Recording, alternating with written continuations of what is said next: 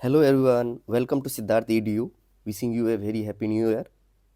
तो आज के क्लास से हम लोग साइंस के फिजिक्स, केमिस्ट्री, बायो तीनों के इम्पोर्टेंट क्वेश्चन करेंगे जो पहले किसी एग्ज़ाम में आए हुए हैं, चाहे वो पीसीएस हो, सीडीएस हो, एसएससी हो, रेलवे हो, दरोगा हो, किसी ना किसी एग्ज़ाम में ये क्वेश्चन आए हुए हैं। आपको जो ये क्वेश्चन साइंस का जो सीरीज मिलेगा, ये आपके एग्ज़ाम में ज़रूर आएगा, चाहे आप कोई भी एग्ज़ाम दीजिएगा, वो एग्ज़ाम देने के बाद आपको ज़रूर पता चल जाएगा। इसलिए इस वीडियो को अच्छे से आप लोग देखें और अपने फ्रेंड्स को शेयर करें। और ये आपको इंग्लिश हिंदी दोनों में मिलेगा और मैं इसके ऑप्शन सारे ऑप्शंस को अच्छे से एक्सप्लेन किया है और उससे बनने वाले प्रोबेबल क्वेश्चन को भी इसमें बोला है। तो चलिए अपना क्वेश्चन स्टार्ट करते हैं। सबसे पहला क्वेश्चन है, optical fibre work on which of the following principle of light. Optical fibre प्रकाश के निम्नलिखित में से किस सिद्धांत पर कार्य करता है? इसका आंसर क्या हो जाएगा? टोटल इंटरनल रिफ्लेक्शन, पूर्ण आंतरिक प्रतिबिंब। ये जो TIR जो होता है, टोटल इंटरनल रिफ्लेक्शन, इसके लिए लाइट को डेंसर मीडियम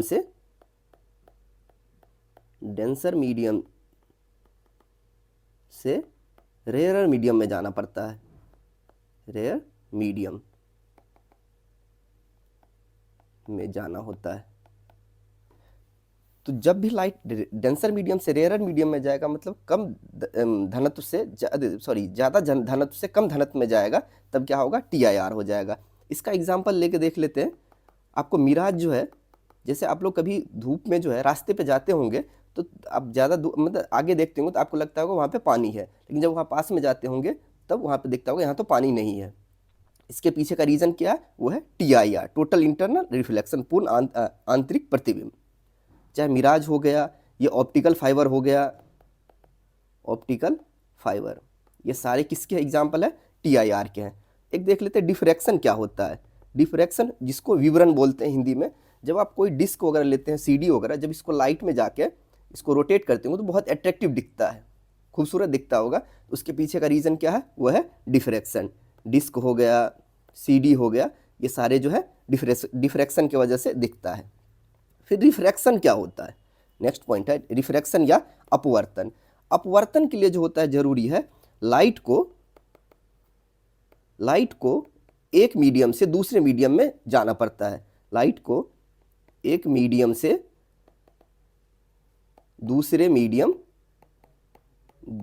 मीडियम ट्रेवल करना पड़ता है, मीडियम में जाना होता है, तब क्या होगा? ये रिफ्रैक्शन होगा। इसका एग्जाम्पल क्या होता है रिफ्रैक्शन का? जैसे आप कोई बकेट में कॉइन, बाल्टी में कॉइन रखते होंगे, उसमें पानी डाल देते होंगे, जब ऊपर से देखते होंगे तो वो थोड़ा ऊपर दिखता होगा। इसके पीछे का रीज़न क्या है? रिफ्रैक्शन है। चाहे आप जो तारे को देखते हैं, तारे टिमटिमाते हैं, उसके पीछे का लॉजिक क्या है, रीज़न क्या? ये सारा जो है रिफ्रैक्शन है। इसका एग्जाम्पल क्या होगा? कॉइन जो है, coin in bucket with water. फिर नेक्स्ट है ट्विंकलिंग ऑफ स्टार, तारे का चमकना। फिर नेक्स्ट ऑप्शन है रिफ्लेक्शन। रिफ्लेक्शन क्या होता है? जब लाइट एक ही मीडियम से उसी मीडियम में रह जाए, जैसे ये लेंस, मिरर रहा, इस पे जब लाइट आता है और इसी मीडियम में रह जाए, तब क्या होता है? रिफ्लेक्शन होता है। इसका आंसर क्या हो जाएगा? Option D. Question number second है, which of the following is a bad thermal conductor. जो कि एक खराब थर्मल कंडक्टर कौन है इसमें से? इसका आंसर क्या हो जाएगा? ऑप्शन सी, ग्लास जो है यह एक बैड थर्मल कंडक्टर है। थर्मल का मतलब क्या होता है? हीट होता है, हीट या उष्मा बोलते हैं। ये जो है बैड कंडक्टर होता है ग्लास। मैक्स जो कि जनरली जो है मेटल जो होता है, धातु, वो गुड कंडक्टर ऑफ हीट होता है। Generally metal are good conductor of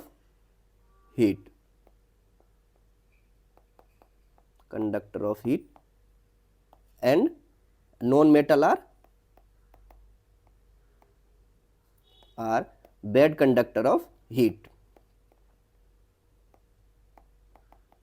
इसका आंसर क्या हो जाएगा? ऑप्शन सी, ये तीनों जो एल्युमिनियम, यह एक मेटल है, ये भी मेटल है, एंड सिल्वर भी मेटल है। फिर हमारा नेक्स्ट क्वेश्चन आता है, क्वेश्चन नंबर 3, रस्टिंग इज, जंग लगना क्या है? यह एक ऑक्सीडेशन प्रोसेस है, ऑक्सीकरण है। जब भी आप आयरन को, कोई कील भी देखते होंगे घर में, यदि बाहर छूट जाए, धूप वगैरह, मतलब सॉरी छत वगैरह पर रह जाता है, कुछ दिनों बाद यदि देखते होंगे, उसके ऊपर एक जो है सिल्वर कलर, सॉरी आयरन का रेड कलर का जो है उसके ऊपर एक कोटिंग पड़ जाता है, तो वो क्या होता है? रस्टिंग, उसमें जंग लगना कहलाता है। वो होता क्यों है? उसके पीछे का रीजन क्या है? वो है ऑक्सीडेशन। आयरन जो है, आयरन का को रिप्रेजेंट कैसे करते हैं? Fe से आयरन, उसमें क्या होता है? और ये ऑक्सीजन के साथ रिएक्ट करता है और वाटर के साथ रिएक्ट करता है, देन क्या बनाता है? आयरन ऑक्साइड बनाता है, Fe2O3 फेरस ऑक्साइड .H2O। इसी को क्या बोलते हैं? रस्ट बोलते हैं। यदि आपसे कभी एग्जाम में डायरेक्ट पूछ दिया जाए रस्ट का क्या फॉर्मूला है, तो इसका आंसर क्या हो जाएगा? Fe2O3। और ये इस रिएक्शन में जो है ऑक्सीजन जो है, यह एक ऑक्सीडाइजिंग एजेंट का काम करता है, ऑक्सीडाइजिंग एजेंट का काम करता है। देख लिए, रस्टिंग ऑफ आयरन क्या होता है? ऑक्सीडेशन प्रोसेस होता है, ऑक्सीकरण होता है, जिसका रिएक्शन क्या होता है? आयरन जो रहता है वो ऑक्सीजन के साथ, एटमॉस्फेयर वातावरण में जो ऑक्सीजन रहता है उसके साथ रिएक्ट करता है, और जो पानी जो होता है एटमॉस्फेयर में वेपर के फॉर्म में, वो उसके साथ रिएक्ट करता है, तब रस्ट बनाता है। रस्ट का फॉर्मूला क्या है? Fe2O3। क्वेश्चन नंबर 4 है, which amongst the following is not a cation? Question को फिर से पढ़िएगा, नॉट ए कैटायन, निम्नलिखित में से कौन सा धनायन नहीं है? तो कैटायन क्या होता है? इस पे कैटायन पे पॉजिटिव चार्ज होता है और एनायन पे नेगेटिव चार्ज होता है। अब देखते हैं एल्युमिनियम आयन। एल्युमिनियम आयन किसको बोलते हैं? एल्युमिनियम +3 को। कॉपर, कॉपर आयन का क्या होगा? Copper plus. फिर सल्फेट आयन, सल्फेट आयन क्या फॉर्मूला होगा? SO4-2। और जिंक आयन क्या होगा? जिंक +2।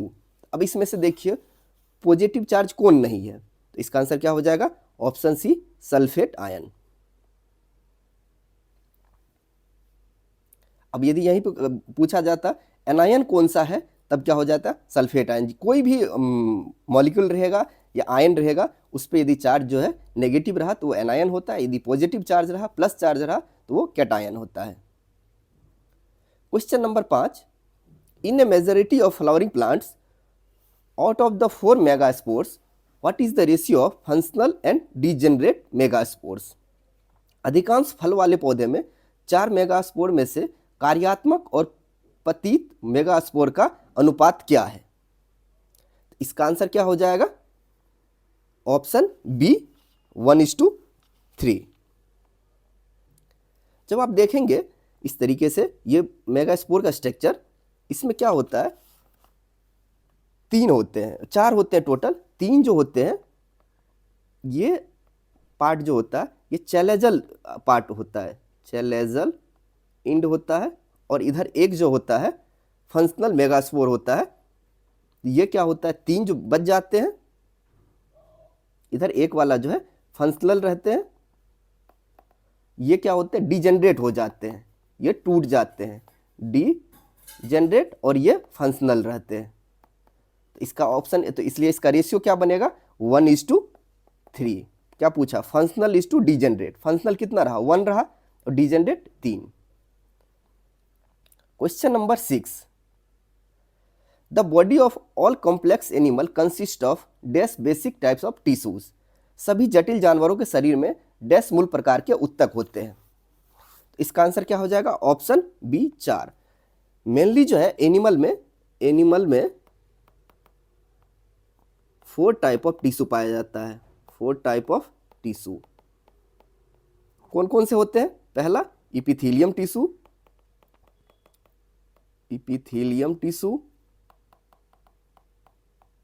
दूसरा कनेक्टिव टिश्यू,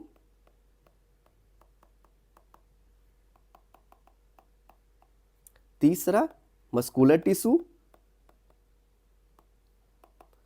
चौथा नर्वस टिश्यू। ये 4 जो है मेनली टिश्यू जो है एनिमल में पाया जाता है। इसको हिंदी में क्या बोलते हैं?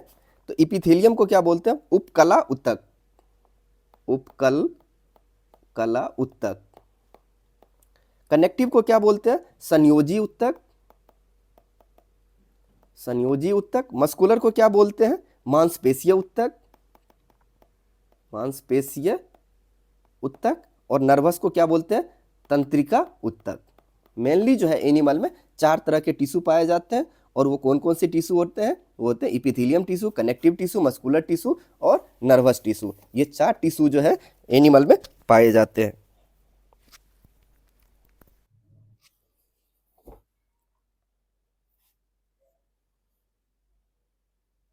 क्वेश्चन नंबर 7 है, what is the SI unit of pressure? Pressure का एसआई यूनिट क्या होता है? दबाव का। इसका आंसर क्या हो जाएगा? Option C, pascal. प्रेशर का एसआई यूनिट है पास्कल। और न्यूटन जो है ये किसका एसआई यूनिट है? एसआई यूनिट ऑफ फोर्स का, जिसको बल बोलते हैं। बल का एसआई यूनिट क्या होता है? न्यूटन होता है। वेबर किसका एसआई यूनिट है? ये भी याद रख लेना, ये है मैग्नेटिक फ्लक्स का SI unit, SI unit of magnetic flux, magnetic flux. ये चारों ऑप्शन का याद रखिएगा, हो सकता है कभी क्वेश्चन में ये पूछ दिया जाए weber is the SI unit of, चाहे henry is the SI unit of या newton is the SI unit of. इसलिए मैंने सारे ऑप्शंस को एक्सप्लेन किया है। वेबर किसका हो गया? मैग्नेटिक फ्लक्स का। और हेनरी किसका एसआई यूनिट है? ये है इलेक्ट्रिक इंडक्टेंस का, SI unit of electric inductance, inductance. इसका आंसर क्या हो जाएगा? ऑप्शन सी।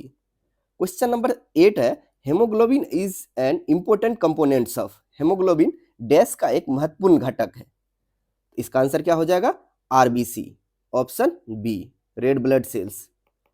आरबीसी जो होता है ये रेड कलर क्यों होता है? Because of RBC is red colour because of haemoglobin, haemoglobin. और ये हेमोग्लोबिन जो होता है आयरन को, इसमें आयरन पाया जाता है। और कौन सी स्टेट में पाया जाता है? आयरन का स्टेट जो रहता है Fe+2 होता है, फेरस में होता है। इस स्टेट का क्या नाम है? Ferrous state. और आरबीसी रेड कलर क्यों होता है? हेमोग्लोबिन की वजह से होता है। और यही क्या करता है? ऑक्सीजन के ट्रांसपोर्ट में जो है हेल्प करता है। हम लोग जो सांस लेते हैं, ऑक्सीजन जो रहता है इसे कौन ट्रांसपोर्ट करता है? आरबीसी करता है हमारे टिश्यू तक का। और आरबीसी का यदि पूछा जाए नॉर्मल लाइफ स्पान क्या होता है इसकी, आरबीसी की लाइफ स्पान, आयु कितना होता है समय? आयु होता है 120 दिन का। और व्हाइट ब्लड सेल्स जो होता है इसकी आयु क्या होती है? लाइफ, तो फ्यू डेज, कुछ दिन से लेके कुछ मंथ तक होते हैं, few days to few month. फिर प्लाज्मा किसे बोलते हैं? प्लाज्मा, ब्लड जो नॉर्मली जो होता है प्लाज्मा से बना हुआ होता है, प्लाज्मा प्लस फॉर्म्ड एलिमेंट से, कुछ फॉर्म्ड एलिमेंट से। प्लाज्मा कितना परसेंट बना हुआ होता है? तो 55%, और फॉर्म्ड एलिमेंट 45%। इसमें कौन कौन से होते हैं? WBC, RBC, प्लेटलेट्स, ये सारे जो होते हैं फॉर्म्ड एलिमेंट्स होते हैं इसमें, ब्लड में। इसका आंसर क्या हो जाएगा? आरबीसी। फिर हमारा नेक्स्ट क्वेश्चन है, question number 9, anaemia is caused because of deficiency of which of the following. इसमें एनीमिया के निम्नलिखित में से किसकी कमी के कारण एनीमिया होता है? डिफिशियंसी ऑफ कॉज एनीमिया किस वजह से होता है? इसका आंसर क्या हो जाएगा? Option B, iron. आयरन के कमी से क्या होता है? तो एनीमिया होता है।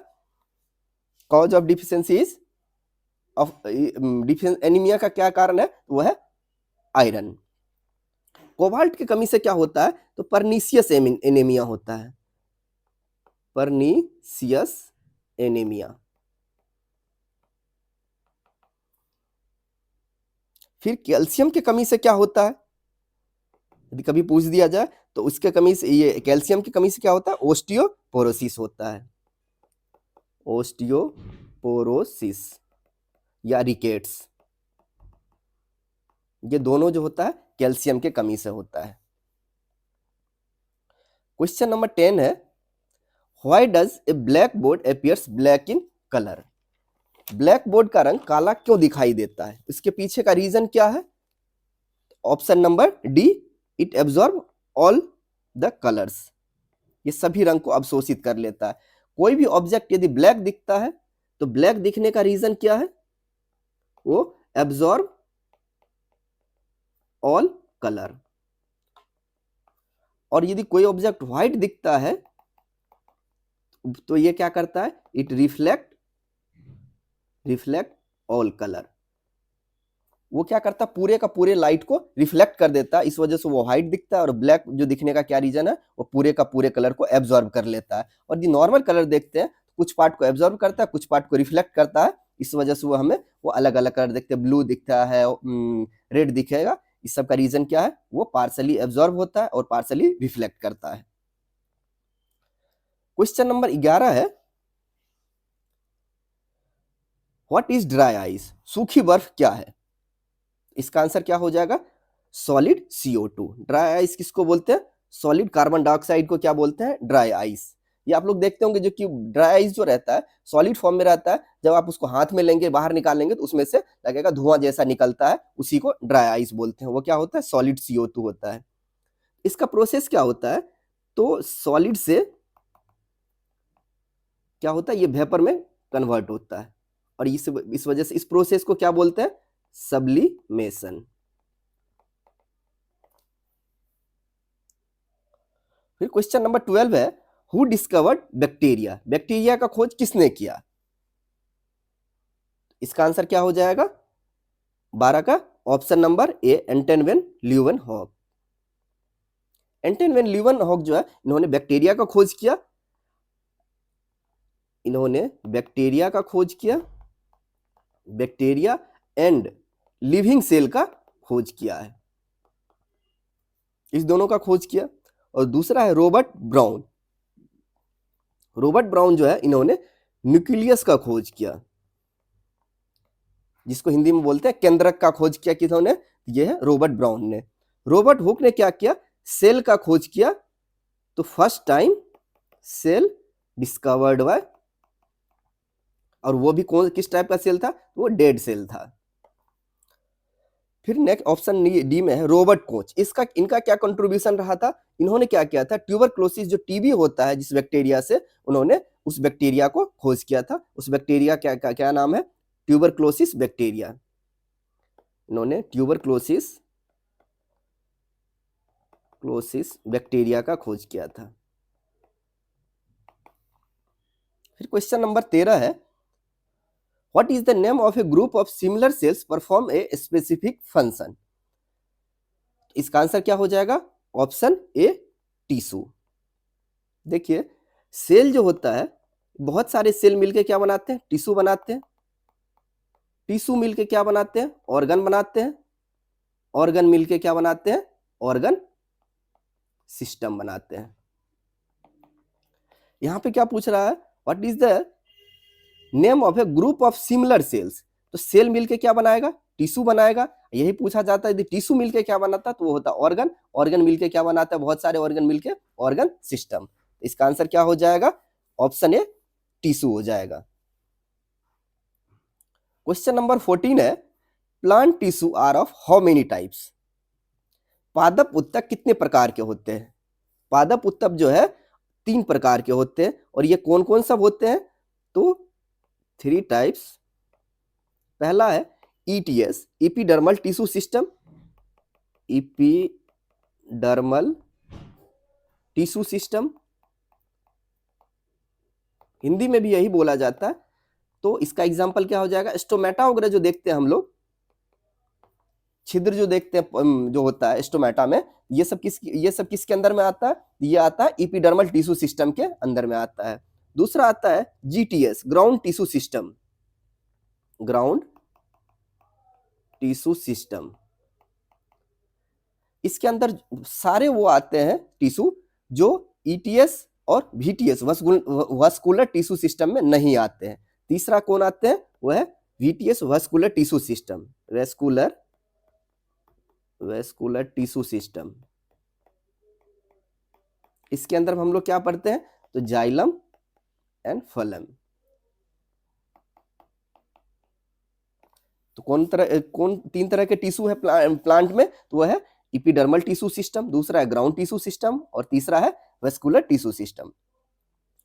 क्वेश्चन नंबर 15 है, it is difficult to fix a nail on freely suspended wooden frame which law supports this statements. स्वतंत्र रूप से लटके हुए लकड़ी के फ्रेम पर कील लगाना कठिन होता है, कौन सा कानून इस कथन को समर्थन करता है। इसका आंसर क्या हो जाएगा, ऑप्शन सी, न्यूटन का third law, Newton's third law. Newton third law ये बोलता है there is every equal x, मतलब किसी ऑब्जेक्ट पे जितना हम एक्शन करेंगे उसके अपोजिशन में उतना ही हमें रिएक्शन मिलता है, उसको क्या बोलते हैं, न्यूटन का थर्ड लॉ बोलते हैं।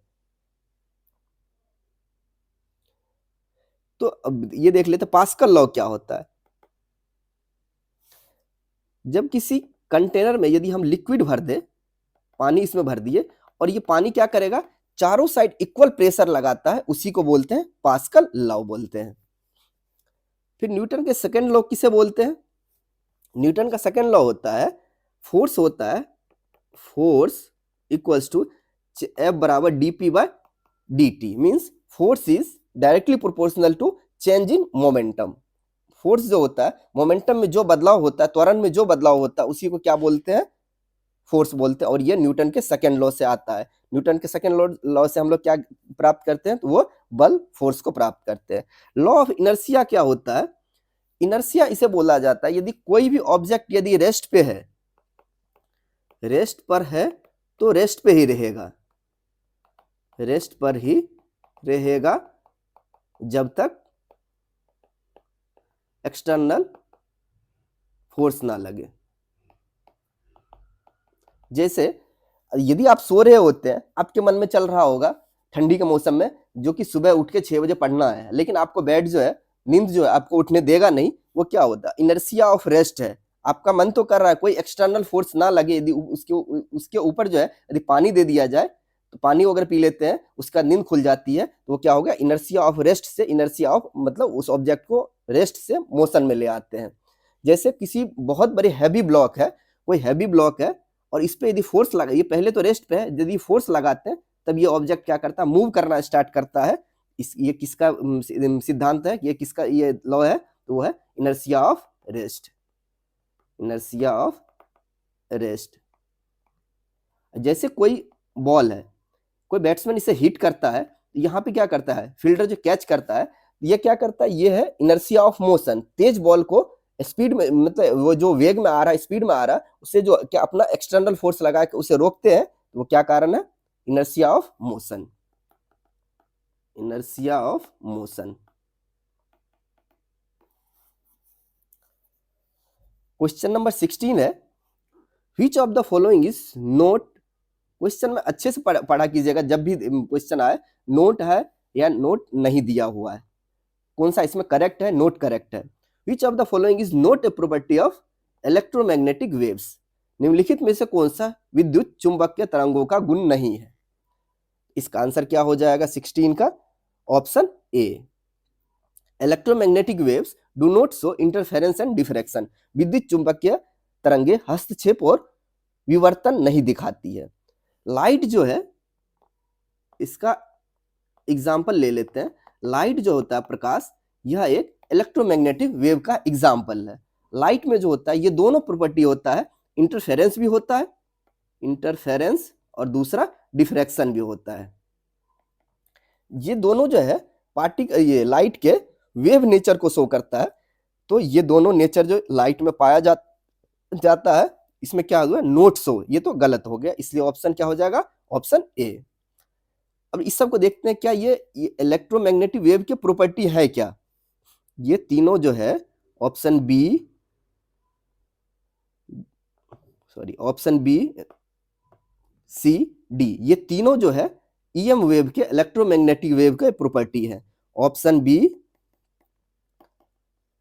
सी and D are property of electromagnetic wave, magnetic wave. विद्युत चुंबकीय तरंग का ये गुण है ये तीनों। कौन? Oscillation, electric field and magnetic field are perpendicular to each other. जब भी इलेक्ट्रिक फील्ड जो है लाइट में ईएम वेव में जो होता है, यदि ये इलेक्ट्रिक फील्ड रहा तो मैग्नेटिक फील्ड जो होता है इस तरीके से होता है, परपेंडिकुलर होता है, इस दोनों के बीच में एंगल क्या होता है? 90 डिग्री का होता है। इस तरीके से ये वेव जो है ट्रांसफर होता है। फिर electromagnetic waves are transverse wave, ये सही है। उसी तरीके से लाइट भी जो है, लाइट एक ट्रांसवर्स वेव है sorry, light is a transverse wave. Electromagnetic wave do not require a medium to propagate, ये सही है।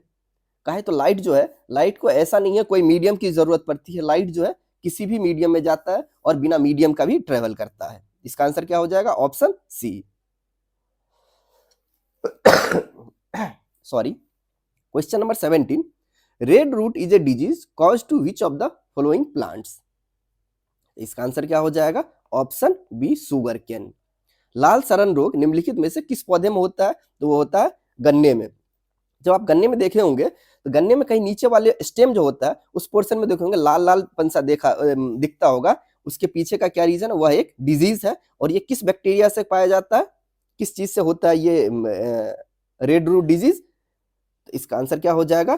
कोलेक्ट्रम फेलसेटम। कॉज्ड बाय, कारण क्या है?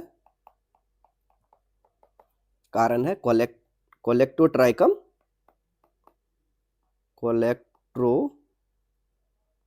कोलेक्टोट्राइकम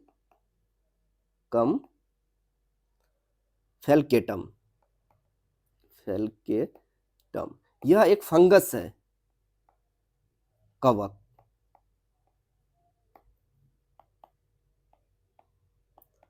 तो हो सकता है कभी एग्जाम में ये भी पूछा जाए जो कि ये जो रेड रूट होता है शुगर केन में, ये होने का रीजन क्या है तो और किस चीज से होता है? वो होता है कोलेक्टोट्राइकम फेलकेटम। वह एक तरह का एक फंगस है या कवक है। क्वेश्चन नंबर 18 है, which among the following is not a connective tissue। तो इसका ऑप्शन क्या, आंसर क्या हो जाएगा? Option C, skin. निम्नलिखित में से कौन सा संयोजी ऊतक नहीं है? तो ऑप्शन क्या हो जाएगा? त्वचा, blood, bone, cartilage,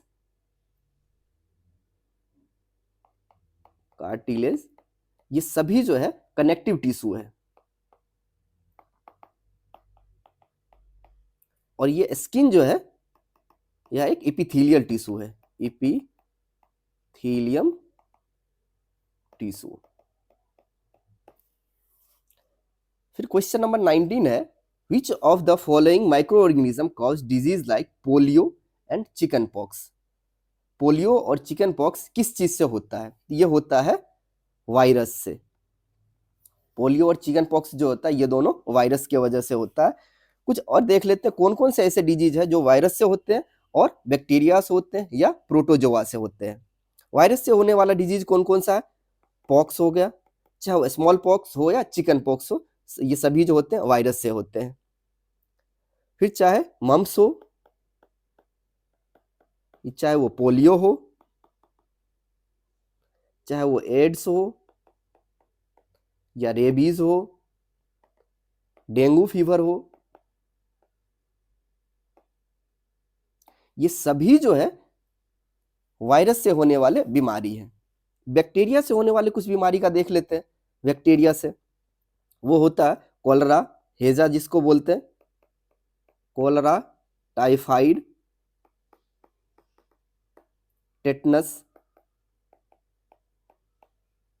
pneumonia, TB, tuberculosis. ये सभी डिजीज जो होते हैं, ये सभी बीमारी जो है बैक्टीरिया से पाया जाता है। और देख लेते हैं प्रोटोजोआ से होने वाले कौन कौन से ऐसे बीमारी है। तो वो हो गया कालाजार, मलेरिया, पायरिया, ये सभी जो है ये तीनों प्रोटोजोआ से होने वाले बीमारी है। फिर question number 20, what is the SI unit of frequency. आवृत्ति की एसआई इकाई क्या है? तो वो क्या होता है? हर्ट्ज जो है, hertz is the SI unit of frequency. Newton किसका है? तो ये है फोर्स का, फोर्स का एसआई यूनिट। वाट किसका है? What is the SI unit of power. और फेरेड किसका यूनिट है? तो कैपेसिटेंस का है, SI unit of capacitance.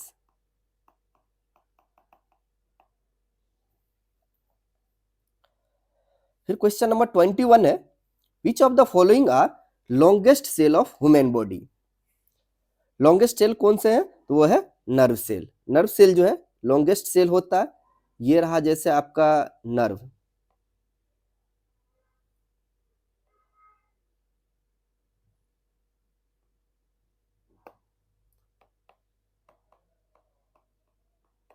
Nerve का ये पार्ट जो होता है इसे क्या बोलते हैं? एक्सोन।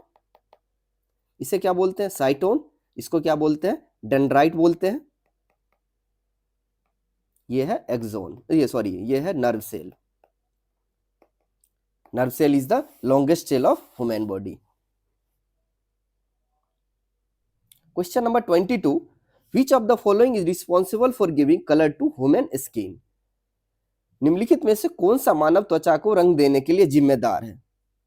इसका आंसर क्या हो जाएगा? मिलानिन। मिलानिन पिगमेंट जो होता है ये स्किन को जो है कलर देता है। चाहे यदि वो बहुत ज्यादा डार्क कलर है, ब्लैक कलर है, उसमें मिलानिन पिगमेंट बहुत ज्यादा बनता है। और यदि जितना कलर में जो व्हाइटिश ज्यादा रहता है, यदि गेरुआ कलर है, ब्राउनिश कलर है, उसमें मिलानिन पिगमेंट धीरे धीरे कम होता जाता है। यदि बहुत ज्यादा डार्क है, डार्क से यदि लाइट जाते हैं, इसमें मेलानिन ज्यादा होता है, उसमें मेलानिन कम होता है लाइट कलर में। ये फ्लेवेनॉइड का होता है। फ्लेवेनॉइड यह एक एंटीऑक्सीडेंट होता है, एंटीऑक्सीडेंट होता है। हेमोग्लोबिन तो जानते ही है, ये आरबीसी में पाया जाता है, जो कि ऑक्सीजन के ट्रांसपोर्ट में हेल्प करता है। हेमोग्लोबिन की वजह से यह ब्लड लाल कलर होता है। और लूसीफेरिन क्या होता है? यह एक तरह का पिगमेंट है जो लाइट इमिट करता है किसी भी ऑर्गेनिज्म में। जैसे आप छोटे तरह के कीड़े देखते होंगे, बैक्टीरिया मतलब छोटे छोटे कीड़े जो देखते हैं, वो उड़ता होगा तो उसमें लाइट जलता है। वो क्या करता है? वो लाइट इमिट होने का रीजन क्या है? वो है luciferin, because it help to emit light in organism, इस टाइप के स्मॉल ऑर्गेनिज्म। फिर क्वेश्चन नंबर 23 है, which of the following disease is non communicable disease. निम्नलिखित में से कौन सा रोग प्रकृति में गैर संचारी है? नॉन कम्युनिकेबल डिजीज क्या होता है? जो एक पर्सन से किसी इन्फेक्टेड पर्सन से नॉर्मल पर्सन में ना फैले, इसे क्या बोलते हैं? Non communicable disease. Communicable disease क्या होता है? जो इजीली एक पर्सन से दूसरे पर्सन में फैल जाए, वो क्या होता है? Communicable disease. तो इसका आंसर क्या हो जाएगा? Option D, cancer. कैंसर जो है यह एक नॉन कम्युनिकेबल डिजीज है। कम्युनिकेबल डिजीज वो होता है जैसे ड्रॉपलेट इन्फेक्शन से फैलता है। टीबी में क्या होता है? जो कि सांस जो लेते हैं, खांसते हैं, तो उससे जो ड्रॉपलेट निकलता है, तो एयर में जो ट्रांसफर होता है, उसे यदि कोई दूसरा नॉर्मल पर्सन ले लेता है तो वो भी बीमार पड़ता है। ये सारे जो है कम्युनिकेबल डिजीज कहलाते हैं। ऐसा नहीं है कैंसर में यदि किसी एक इन्फेक्टेड पर्सन को उसे टच कर देने से वो नॉर्मल पर्सन में भी फैल जाएगा, ये ऐसा नहीं होता। इसलिए cancer is a non communicable disease. और ये तीनों जो है, यह तीनों कम्युनिकेबल डिजीज है, कम्युनिकेबल डिजीज है। फिर क्वेश्चन नंबर 24 है, electric motor converts dash energy to mechanical energy. Electric motor जो होता है ये क्या करता है? इलेक्ट्रिकल एनर्जी को मैकेनिकल एनर्जी में कन्वर्ट करता है। ये क्या करता है? पानी को इलेक्ट्रिक एनर्जी रहता है, उसको मैकेनिकल एनर्जी में कन्वर्ट करता है। इलेक्ट्रिक मोटर क्या करता है? विद्युतीय एनर्जी को, ऊर्जा को यांत्रिक ऊर्जा में परिवर्तित करता है। क्वेश्चन नंबर 25 है, what are the two kinds of rotatory motion. Rotate करने का पूछ रहा है। घूर्णी गति के दो प्रकार क्या है? इसका आंसर क्या हो जाएगा? Option B, spin and orbital motion. Spin क्या होता है, जैसे लट्टू होता है, लट्टू को हम लोग जो घुमाते हैं वो स्पिन करता है अपने ही एक्सिस पे, मतलब अपनी ही एक्सिस पे इस तरीके से घूमना स्पिन कहलाता है। ऑर्बिटल मोशन क्या कहलाता है, जैसे ये सन रहा, सन के चारों ओर जो अर्थ जो रोटेट करता है, इस मोशन को क्या बोलते हैं, इस तरीके से अर्थ जो रोटेट करता है इस मोशन को क्या बोलते हैं, ऑर्बिटल मोशन बोलते हैं। इसका आंसर क्या हो जाएगा, ऑप्शन बी। तो चलिए, थैंक यू। आपको कैसा लगा वीडियो प्लीज कमेंट कीजिएगा, शेयर कीजिएगा और कमेंट में जरूर